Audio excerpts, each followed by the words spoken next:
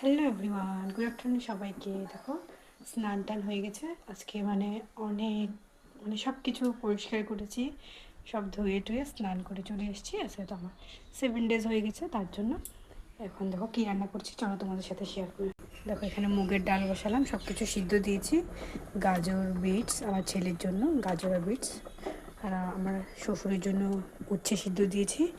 ভাত বসিয়ে একদম সিম্পল করব, বেগুন ভাজা করব, ডাল কোমড় দিয়ে মুগের ডাল। আমার মা আজকে বোয়াল মাছ পাপা এনেছে, তো তো মা আজকে বোয়াল মাছ রান্না করে পাঠাবে, তোমাদেরকে দেখাবো। এটা ডালটা অলমোস্ট সিদ্ধ হয়ে গেছে, এখন সোমবার দিয়ে দেবো। তোমাদেরকে দেখাই আজকে কত কাপড় ধুয়েছি।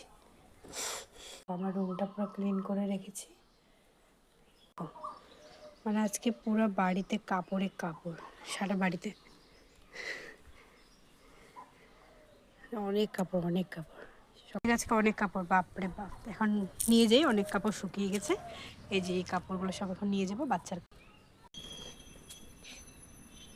এতগুলো আনলাম, আরও অনেক বাকি আছে। দেখো, আমি স্নান টান করে নিয়েছি, ছেলে এখনো ঘুমাচ্ছে, তাই ভাবলাম কি তাড়াতাড়ি আজকে রান্নাটা সেরে নিই। এখন মাত্র 1টা বাজে, বেশি বাজে না।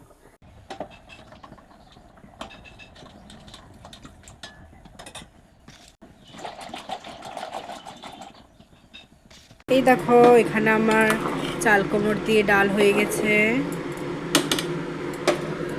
এখানে ভাত হয়ে গেছে, আর সজনে ডাঁটার তরকারি আছে।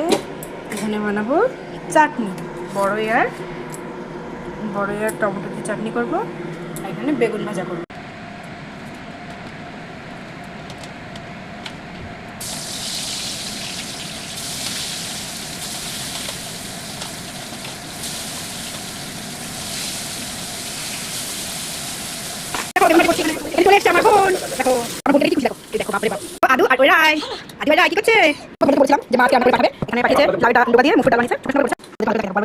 সুন্দর হয়েছে, চলো খেয়ে বলো।